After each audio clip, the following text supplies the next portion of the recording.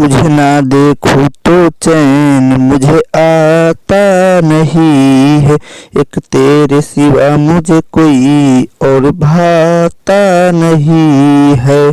कहीं मुझे प्यार हुआ तो नहीं है। जय हिंद दोस्तों, स्वागत है मेरे YouTube channel Ankesh Kumar lectures में। इस वीडियो में हम लोग देखने वाले हैं क्लास 10th का चैप्टर 1 बायोलॉजी देखने वाले हैं, जिसमें लेक्चर 1 हम लोग देखने वाले हैं आज। चैप्टर 1 का नाम है जैव प्रक्रम पोषण यानी बायो ऑर्डर न्यूट्रिशन। हम लोग को सबसे पहले जैव प्रक्रम समझना है। तो हम लोग को जैव प्रक्रम समझने से पहले हम लोग को सबसे पहले समझना होगा कि लिविंग और नॉन लिविंग क्या होता है, मतलब सजीव और निर्जीव क्या होता है। हम लोग को जैव प्रक्रम और पोषण समझने के लिए सबसे पहले समझना क्या है, नॉन लिविंग और लिविंग मतलब निर्जीव और सजीव के बारे में पढ़ना है। तो सबसे पहले हम लोग चलते हैं कि जानते हैं कि जो है सजीव और निर्जीव होता क्या है। तो सजीव हम लोग सबसे पहले जानते हैं, सजीव वैसे कोशिका का निर्माण करती है जो जीवित कोशिका से निर्माण होती है। सजीव का निर्माण केवल जीवित कोशिकाओं से हो सकती है। सजीव का निर्माण निर्जीव का निर्माण कोशिकाओं से नहीं होती है।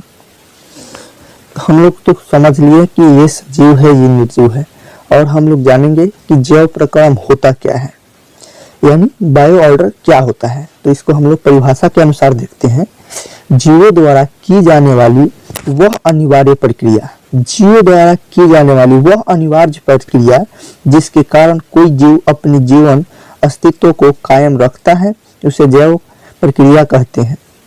मतलब इसका कहने का है कि जीवों के द्वारा करने वाली या किए जाने वाली वह अनिवार्य प्रक्रिया जिसके कारण कोई भी जीव अपने जीवन के अस्तित्व को कायम रखता है, उसे जैव प्रक्रिया कहते हैं।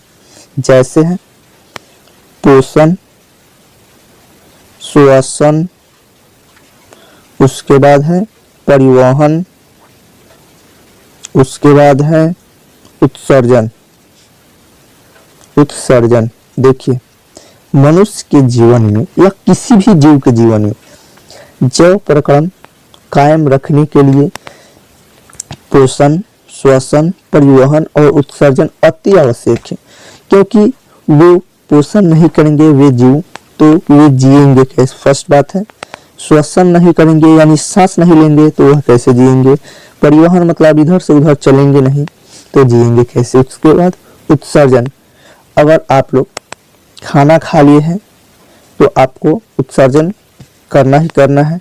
तो किसी भी जीव को जीने के लिए इन सारे जो पोषण है, श्वसन है, परिवहन है, उत्सर्जन है, इन पे डिपेंड करता है। यह है तो जैव प्रक्रम हो गया है। चलिए अब हम लोग जानते हैं अगला, सजीव और निर्जीव में अंतर लिखें। देखिए दोस्तों, सजीव और निर्जीव में अंतर हम लोग को लिखना है। यह जो क्वेश्चन है यह 5 नंबर और 2 नंबर के लिए वेरी इंपॉर्टेंट है, क्योंकि ये क्वेश्चन बार बार पूछा जाता है बोर्ड में सजीव और निर्जीव के अंतर लिखने के लिए। अगर 2 नंबर में पूछेगा तो क्वेश्चन देगा कि सजीव और निर्जीव में 2 अंतर लिखें, या कह सकता है किसी मापदंड के आधार पर किसी सजीव या निर्जीव में अंतर स्पष्ट करें, ये ऐसे कह सकता है। और अगर 5 नंबर में पूछेगा तो कैसे कहेगा कि सजीव और निर्जीव में अंतर स्पष्ट करें। ये नहीं कहेगा कि 2 अंतर स्पष्ट करें, उसमें कहेगा कि अंतर स्पष्ट करें। उसके बाद कहेगा कि आप किस मापदंड के आधार पर बता सकते हैं कि कोई वस्तु सजीव है या निर्जीव, इस तरह भी पूछ सकता है। तो इसका मतलब ये होगा कि सजीव क्या है और निर्जीव क्या है, इसके अंतर पूछ रहे हैं। तो सबसे पहले हम लोग देखते हैं सजीव में नंबर 1 अंतर। तो सबसे पहले है सजीव का निर्माण जीवित कोशिकाओं से होता है। सजीव का निर्माण जीवित कोशिकाओं से होता है, यानी कोई भी जीवित कोशिका से सजीव का निर्माण होगा। उसके बाद दूसरा हम लोग इसमें देखते हैं, पहला निर्जीव में, निर्जीव का निर्माण कोशिकाओं से नहीं होता है। जो निर्जीव वस्तु होता है उसका निर्माण कोशिकाओं से नहीं होता है। इसके बाद दूसरा इसमें देखते हैं, तो सजीवों में विशिष्ट गुण पाए जाते हैं। सजीव में विशिष्ट गुण पाए जाते हैं जैसे पोषण, श्वसन, परिवहन, उत्सर्जन, प्रजनन, वृद्धि, नियंत्रण एवं समन्वय, गति इत्यादि जो है सजीवों में पाया जाता है। जबकि निर्जीवों में ये सब गुण नहीं पाए जाते हैं। यानी पोषण, श्वसन, परिवहन, उत्सर्जन, प्रजनन, वृद्धि, नियंत्रण एवं समन्वय, गति इत्यादि ये सब निर्जीव में नहीं पाए जाते हैं। उसके बाद तीसरा नंबर पॉइंट में हम लोग देखेंगे, इसमें कोशिका का संगठन ऊतक, अंग तथा अंग तंत्र का निर्माण करता है। सजीव में हम लोग अंतर लिखेंगे। सजीव में कोशिकाओं का संगठन ऊतक, अंग तंत्र तथा अंग का निर्माण करता है। उसके बाद निर्जीव में लिखेंगे, यह अपना अनुरक्षण स्वयं नहीं करता है। मतलब सजीव वस्तु, जो सजीव कोई भी चीज है, जैसे मानव ही हो गया, तो वह स्वयं अपना जो है अंग अगर कहीं पे कट जाए तो उसका स्वयं अपना जो है इलाज करते हैं, जबकि निर्जीव वस्तु अपने से इलाज नहीं कर सकते हैं। उसके बाद हम लोग चलिए चौथा नंबर देखते हैं। चौथा नंबर पॉइंट है, यह अपना अनुरक्षण स्वयं करता है। यह बात आइए गया कि जो सजीव है अपना अनुरक्षण स्वयं करता है, जबकि जो निर्जीव है अपना अनुरक्षण स्वयं नहीं करता है, और जो निर्जीव है वह कोशिका का संगठन नहीं करता है। निर्जीव में कोशिका का संगठन नहीं होता है। उसके बाद हम लोग देखते हैं 5वां नंबर पॉइंट देखेंगे। सजीव में जो सजीव है अपने जैसा संतति को उत्पन्न कर सकता है। कोई भी सजीव अपने जैसे संतति को उत्पन्न कर सकता है, जबकि निर्जीव में ये गुण नहीं पाया जाता है। निर्जीव अपने जैसा संतति उत्पन्न नहीं कर सकता है।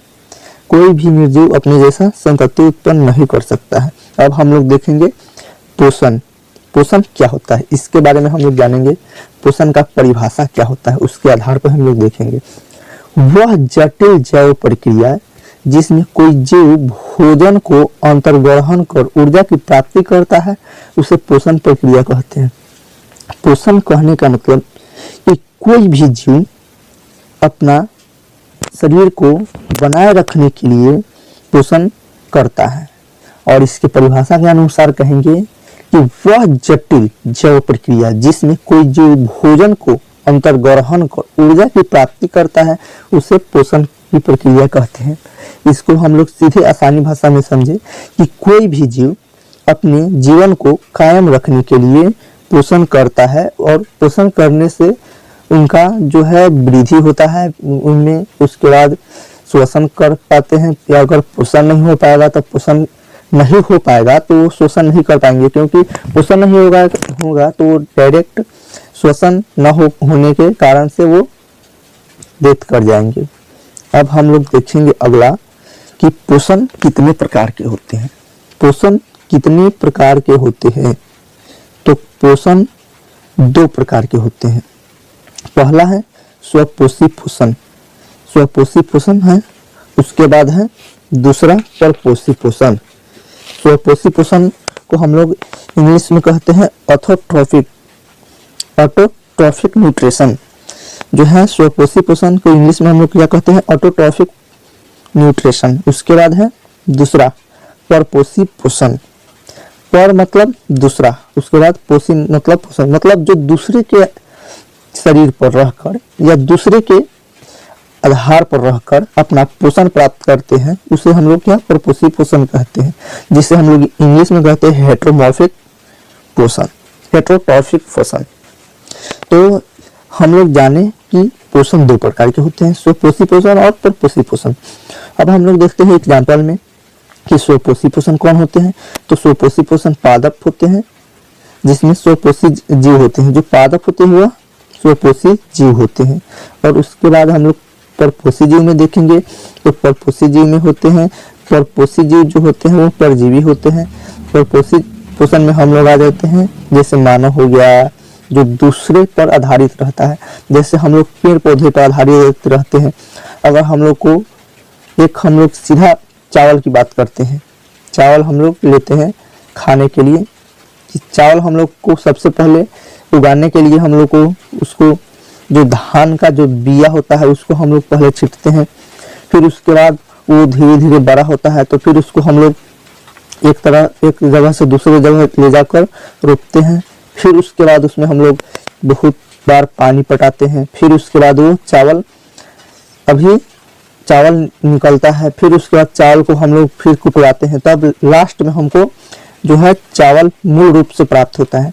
तो इसमें बहुत सारी परेशानियां होती है जिससे हम लोगों को चावल प्राप्त होता है। तो ये हम लोग का हो गया कि हम लोग परपोषी पोषण हो गए, क्योंकि हम लोग दूसरे जीव पर आधारित रहते हैं तो हम लोग परपोषी पोषण में आ जाते हैं। चलिए अगला हम लोग देखते हैं कि स्वपोषी पोषण क्या होता है। जब परपोषी पोषण और स्वपोषी पोषण दो प्रकार के हुए, तो स्वपोषी पोषण और परपोषी पोषण क्या होता है, तो हम लोग फर्स्ट में देखते हैं कि स्वपोषी पोषण क्या होता है।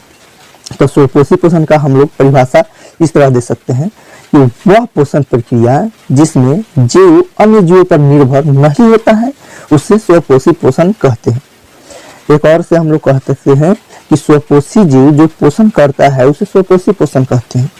जैसे इसका कहने का मतलब है, परिभाषा कहने का मतलब है कि स्वपोषी पोषण वह पोषण होता है जो किसी दूसरे जीव पर आधारित नहीं होता है, उसे स्वपोषी पोषण कहते हैं। जैसे हम लोग ले लेते हैं, जैसे में स्वपोषी पोषण में तो सबसे पहले तो यहाँ आ जाता है पादप। जो पेड़ पौधे होते हैं वो दूसरे पर आधारित नहीं रहते, वह स्वयं अपना भोजन प्राप्त करते हैं। सूर्य से जो प्रकाश संश्लेषण की क्रिया करते हैं, सूर्य से वो अपना जो सूर्य लेते हैं, उसके बाद जल से जो मिट्टी से जल एवं खनिज लवण लेते हैं, उसके बाद पत्ती से हरित लवक के साथ अपना भोजन स्वयं बनाते हैं और अपना पोषण करते हैं। तो वो स्वपोषी पोषण हो गए। पादप जो हो गए, पेड़ हो गया, वो स्वपोषी पोषण हो गए। अब हम लोग जानते हैं कि जब स्वपोषी पोषण हुआ तो नोट पॉइंट हम लोग लिखेंगे, इंपॉर्टेंट पॉइंट, जो भी हम नोट पॉइंट लिखेंगे वो इंपॉर्टेंट पॉइंट रहेगा। तो हम लोग जानेंगे कि स्वपोषी जीव क्या होता है। जब हम लोग स्वपोषी पोषण पढ़े तो स्वपोषी जीव क्या होता है, तो स्वपोषी पोषण करने वाले जीव को हम लोग स्वपोषी पोषण करते हैं उस जीव को हम लोग स्वपोषी जीव कहते हैं। जो जीव स्वपोषी पोषण करते हैं उसे स्वपोषी जीव कहते हैं, जैसे पेड़ पौधा और पादप इत्यादि। तो ये तो हम लोग देखे आज स्वपोषी पोषण और परपोषी पोषण आज नहीं देखेंगे, इस अगले वीडियो में देखेंगे। हम लोग देखें सबसे पहला कि हम लोग को जाने कि जैव प्रकरण क्या होता है। उसके बाद देखिए सजीव और निर्जीव क्या होता है, यानी नॉन लिविंग और लिविंग ऑर्गेनिज्म क्या होता है। उसके बाद हम लोग जाने पोषण क्या होता है, पोषण कितने प्रकार का होता है उसको जाने। उसके बाद हम लोग स्वपोषी पोषण का परिभाषा जाने। उसके बाद हम लोग स्वपोषी जीव जाने। दोस्तों यह वीडियो हम यहीं पे समाप्त करते हैं। अगर आप मेरे YouTube चैनल पे नए हैं तो चैनल को सब्सक्राइब करना ना भूलें और बेल आइकन को दबाना ना भूलें, ताकि जो भी वीडियो हम अपलोड करें सबसे पहले आप तक पहुंचे। अगर आप लोगों को क्लास 9th, 10th, 11th और 12th की फुल सिलेबस पढ़ना है तो आप मेरे YouTube चैनल से सब्सक्राइब कर दें और बेल आइकन को दबा दें, ताकि सबसे पहले नोटिफिकेशन आप तक पहुंचे। उसके बाद अगर आप लोग को डेली क्विज चाहिए तो मेरे टेलीग्राम चैनल से ज्वाइन हो सकते हैं। उसके बाद मेरे फेसबुक पेज से भी ज्वाइन हो सकते हैं। आज के लिए इतना ही। जय हिंद।